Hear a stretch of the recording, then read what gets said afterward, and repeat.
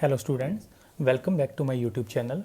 आज हम कक्षा 12 के चैप्टर नंबर 13 सदिश यानी वेक्टर को शुरू करने वाले हैं, जिसका बेसिक अध्ययन आपने कक्षा 11 में फिजिक्स में किया हुआ है। हम रिपीट करते हुए वेक्टर का विस्तृत अध्ययन यहाँ करने वाले हैं। तो चलिए बिना देर किए शुरू करते हैं, जिसमें सबसे पहले है कि सदिश वास्तव में क्या होता है। यह वास्तव में एक रेखाखंड है जिसकी दिशा हमें ज्ञात होती है और इस रेखाखंड की लंबाई ही सदिश का परिमाण होती है।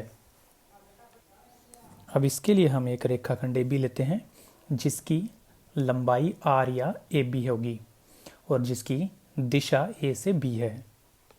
अब इसकी दिशा A से B होने के कारण हम इसे AB वेक्टर लिख सकते हैं, जिसका मीनिंग होता है AB के ऊपर एक एरो लगाया जाता है, जिसका मतलब है इसकी दिशा A से B की ओर है। A यहाँ पर आरंभिक बिंदु और B यहाँ पर अंतिम बिंदु होता है। यदि इसकी लंबाई R हो तो इसको R वेक्टर से भी व्यक्त किया जा सकता है। अब सदिश का परिमाण यानी AB वेक्टर का मोड, यह वास्तव में A और B बिंदु के बीच की दूरी AB या R होगा। इसको हम AB वेक्टर का परिमाण या AB वेक्टर की लंबाई या रेखाखंड AB की लंबाई भी बोल सकते हैं।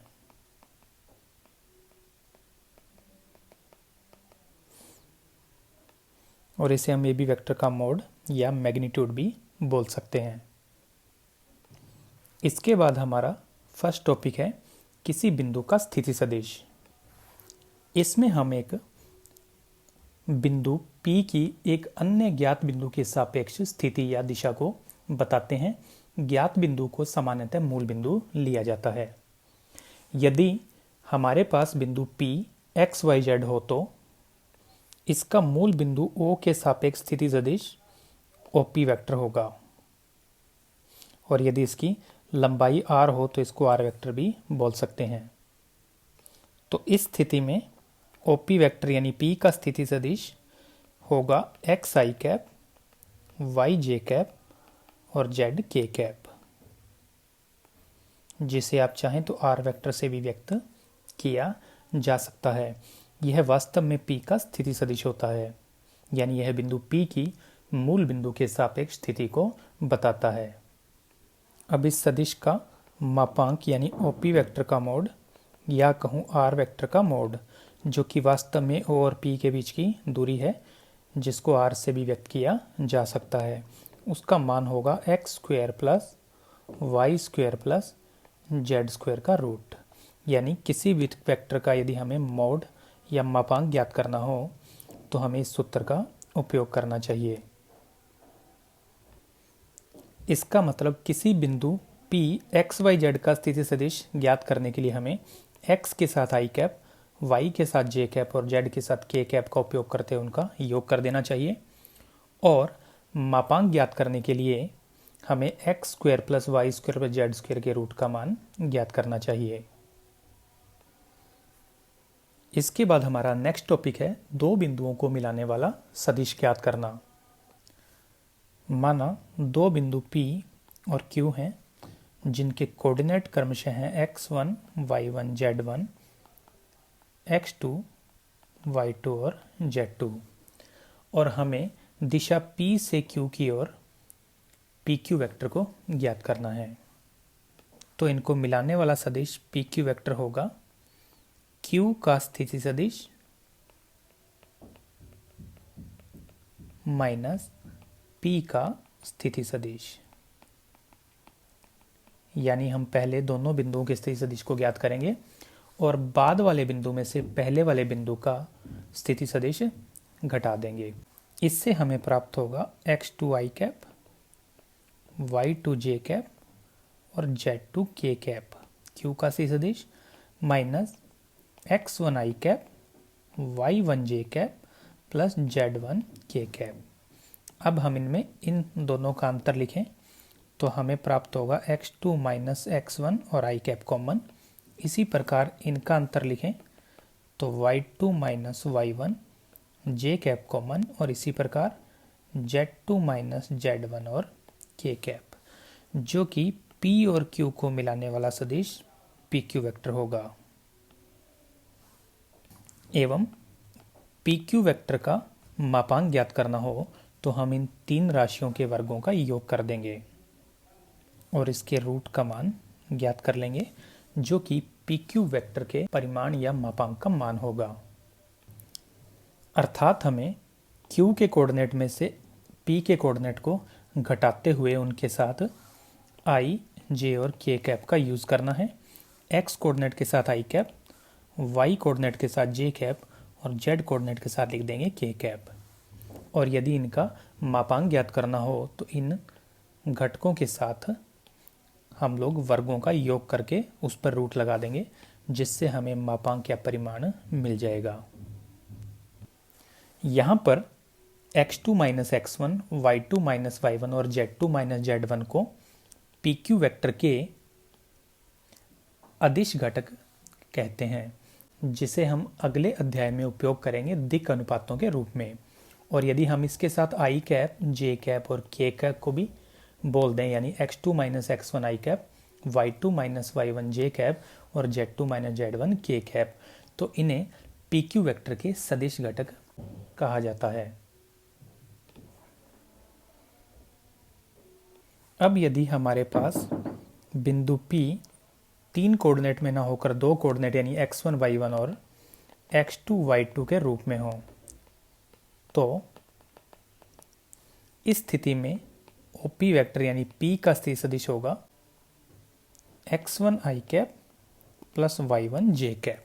इसी प्रकार Q का स्थिर सदिश OQ वेक्टर होगा x2 i cap plus y2 j cap. यानी उस कंडीशन में तीसरा घटक k वाला आपको नहीं लिखना है। इसी प्रकार यदि हम PQ वेक्टर ज्ञात करेंगे तो वह Q का स्थिति सदिश माइनस P का स्थिति सदिश होगा और उसका सूत्र बनेगा x2 minus x1 i cap plus y2 minus y1 और j कैप। अब हम आगे चलते हुए विभिन्न प्रकार के सदिशों का अध्ययन करने वाले हैं, जिसके अंदर फर्स्ट है शून्य सदिश या जीरो वेक्टर। नाम से स्पष्ट है कि एक ऐसा सदिश जिसका मापांक या परिमाण शून्य हो, और इसे व्यक्त करने के लिए हम जीरो के ऊपर एरो या गहरे जीरो का उपयोग करते हैं। ओवरऑल जीरो वेक्टर का मतलब होता है जीरो आई कैप, जीरो जे कैप और जीरो के कैप। नेक्स्ट है इकाई सदिश या यूनिट वेक्टर, जो कि मोस्ट इंपॉर्टेंट है। एक ऐसा सदिश जिसका मापांक इकाई या एक हो, इकाई सदिश होता है। अब किसी सदिश ए वेक्टर के इकाई सदिश को ए के ऊपर ये वाला चिन्ह लगाकर व्यक्त करते हैं, जिसे बोला जाता है ए कैप, और इसे निम्न प्रकार ज्ञात किया जाता है। सूत्र होता है A cap is equal A vector upon A vector का मॉड। वास्तव में इकाई सदिश का मतलब सदिश का एक इकाई मापांक वाला भाग होता है। सपोज कीजिए हमारे पास एक वेक्टर है जो कि तीन एक समान भागों से बना हुआ है। यह वेक्टर यदि ए वेक्टर हो तो और इस भाग का मापांक एक इकाई हो तो इस भाग को ही ए कैप बोला जाता है। अब इस इकाई सदिश का आगे कुछ यूज है। जैसे हमें किसी सदिश ए वेक्टर के अनुदिश किसी अन्य मापांक या मात्रक का सदिश ज्ञात करना हो तो वह कैसे ज्ञात किया जाता है। उसके लिए हम सबसे पहले ए कैप को ज्ञात करते हैं और इसके साथ m का गुणा कर देते हैं, जिससे हमें किसी अन्य वेक्टर के अनुदिश एक निश्चित मापांक या मात्रक इकाई सदिश ज्ञात हो जाता है। नेक्स्ट इसमें जो ध्यान रखने वाली बात है वो ये है कि x अक्ष की दिशा में इकाई सदिश को i कैप, y अक्ष की दिशा में इकाई सदिश को j कैप और जेड अक्ष की दिशा में इकाई सदिश को के कैप से व्यक्त किया जाता है।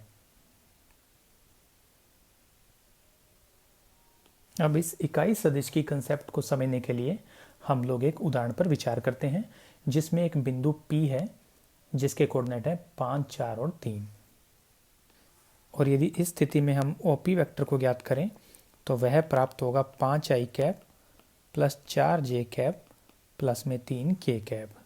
और इस स्थिति में यदि हम OP वेक्टर का मापांक ज्ञात करें तो वह प्राप्त होगा 5 square plus 4 square plus 3 square का रूट, जिसको हल करने पर हमें प्राप्त होगा 5√2 इकाई। अब यदि हम इसके साथ इसका इकाई सदिश ज्ञात करें तो वह होगा OP कैप, जिसका सूत्र बनेगा OP वेक्टर बटे OP वेक्टर का मोड। जिस सदिश का इकाई सदिश ज्ञात करना हो उस सदिश में उसके मापांक का भाग देना चाहिए। तो इस आधार पर हमारे पास आ जाएगा 1/5√2 5i cap plus 4j cap plus 3k cap. आप चाहें तो इनका गुणा भी हो सकता है। और यदि हमें OP वेक्टर की दिशा में 5 इकाई परिमाण का कोई अन्य सदिश ज्ञात करना हो तो उसका सूत्र बन जाएगा 5 गुणा में OP कैप, यानी हमारे पास आएगा 5 गुणा में 1/5√2 और गुणा में 5i plus 4j plus 3k cap, जिसमें ये दोनों पद कैंसिल होकर बचेगा 1/√2 5i cap plus 4j cap plus 3k cap. इसके बाद हमारा नेक्स्ट टॉपिक है सरेख सदिश या समांतर सदिश। दोनों एक ही सेंस में यूज होते हैं, जिसका मतलब होता है कि एक ही रेखा के समांतर सदिशों को सरेख सदिश कहा जाता है। ये पुनः 2 प्रकार के होते हैं, जिसमें से फर्स्ट होता है समदिश समांतर सदिश, जिसकी दिशाएं समान होती हैं। दूसरा होता है विपरीत समांतर सदिश, जिसमें दिशाएं विपरीत होती हैं। इसे एक्सप्लेन करने के लिए मैं कुछ एग्जाम्पल्स का सहारा लूँगा।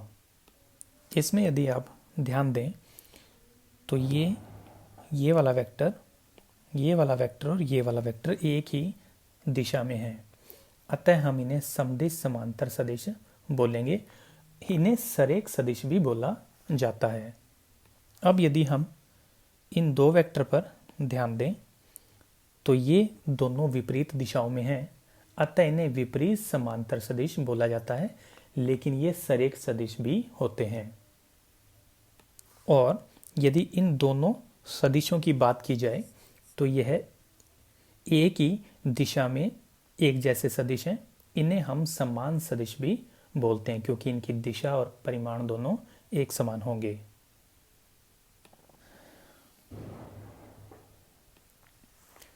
यहाँ से एक बात और स्पष्ट है कि समांतर या सरेख सदिशों में केवल गुणांकों का ही अंतर होता है। आप चाहें तो देख सकते हैं, इनके जो गुणांक हैं सिर्फ उन्हीं का अंतर है।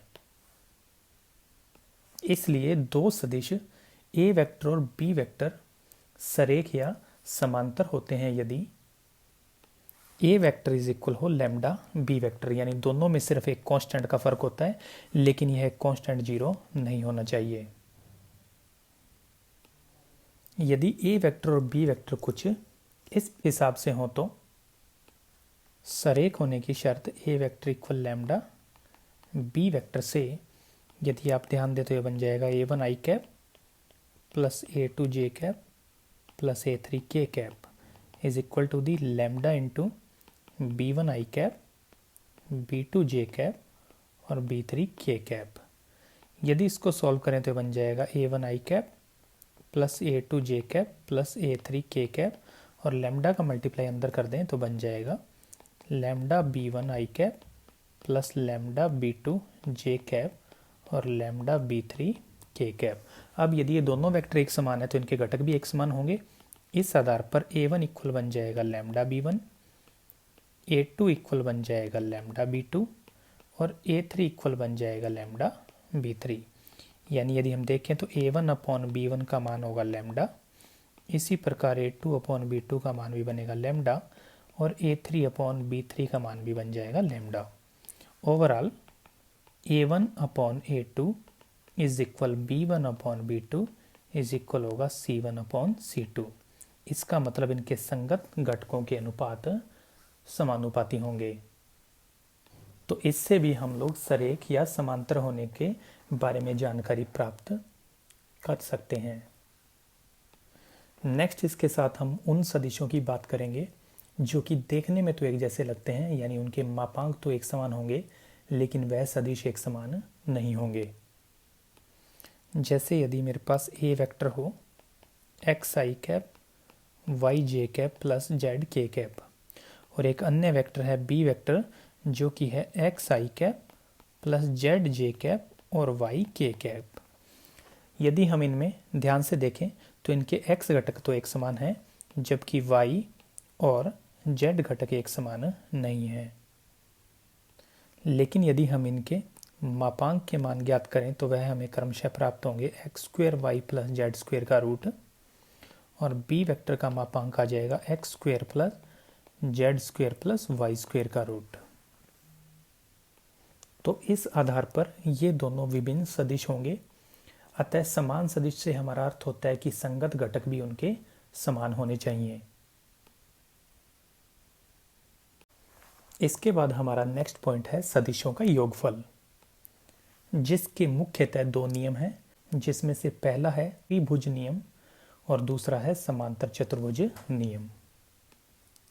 इस नियम के अनुसार यदि दो सदिश ए वेक्टर और बी वेक्टर एक त्रिभुज की दो लगातार भुजाओं के द्वारा व्यक्त किए जा सकें तो इनका योग तीसरी भुजा के द्वारा विपरीत दिशा में दिया जाता है। विपरीत से हमारा मतलब है कि ये कंप्लीटली इस दिशा में ना जाते हुए इन दोनों दिशाओं के साथ विपरीत दिशा में दिया जाएगा।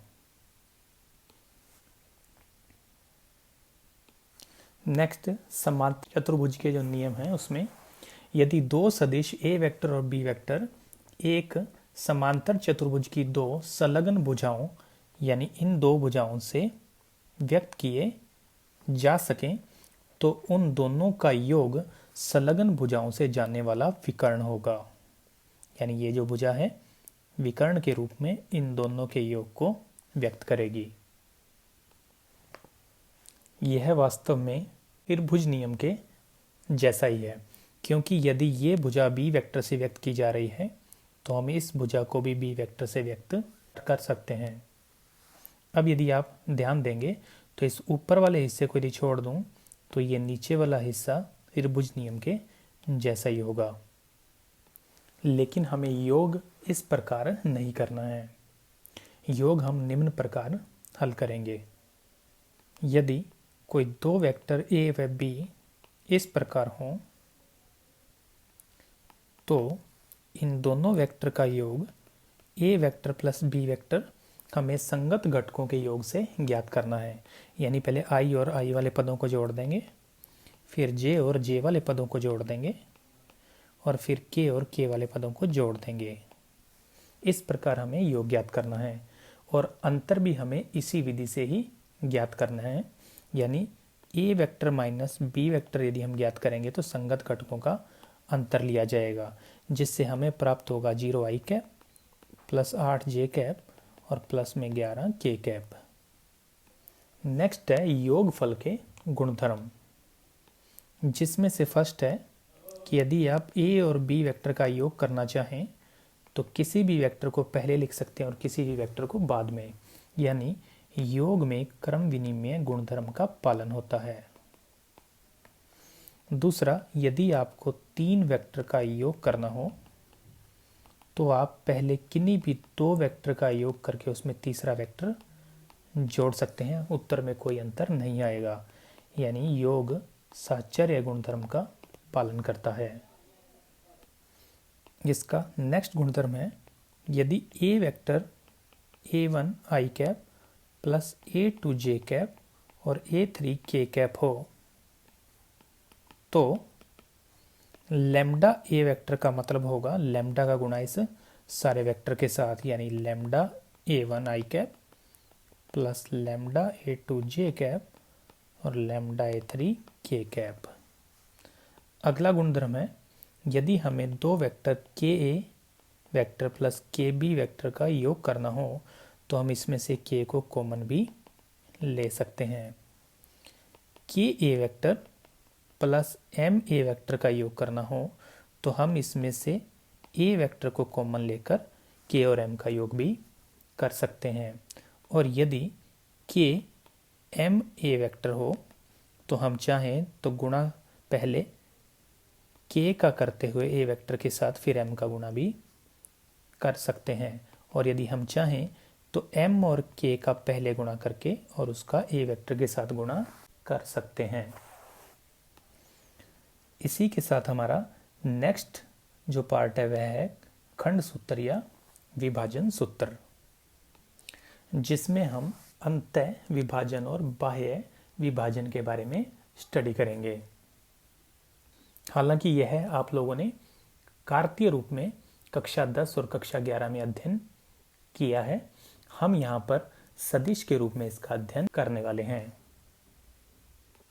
माना दो बिंदु P और Q हैं जिनके स्थिति सदिश क्रमशः A वेक्टर और B वेक्टर हैं, को M अनुपात N के अनुपात में अंतः विभक्त करने वाला बिंदु यदि R हो तो R का स्थिति सदिश, जिसका सूत्र बनेगा R vector is equal M B vector plus N A vector upon M plus N। अब यदि R मध्य बिंदु हो तो इस स्थिति में M अनुपात N का मान 1:1 होगा। तो इस स्थिति में R का स्थिति सदिश यानी मध्य बिंदु का स्थिति सदिश होगा 1B vector into 1A vector upon 1 plus 1, जिसे आप चाहें तो A vector plus B vector बटे में 2 भी लिख सकते हैं। नेक्स्ट इसी में है बाह्य विभाजन। इस स्थिति में बिंदु R P और Q के मध्य कहीं स्थित ना होकर बाहर की तरफ स्थित होता है, और इस स्थिति में R का स्थिति सदिश होगा MB vector minus NA vector upon M minus N। और इसके साथ साथ आखिर में हमें एक बात और याद रखनी है कि यदि हम AB वेक्टर और BA वेक्टर की बात करें तो इनकी दिशाएं एक समान नहीं होती, लेकिन यदि हम BA वेक्टर या AB वेक्टर के साथ माइनस का उपयोग कर लें तो ये दोनों मान एक समान हो जाते हैं। या यूं समझें, यदि हम AB वेक्टर को BA वेक्टर लिखें तो उसका चिन्ह बदल जाता है। तो इस प्रकार हमारे प्रश्नमाला 13.1 के सभी आर्टिकल्स पूर्ण होते हैं। अगले वीडियो में एक्सरसाइज के साथ जल्दी मुलाकात होगी। धन्यवाद।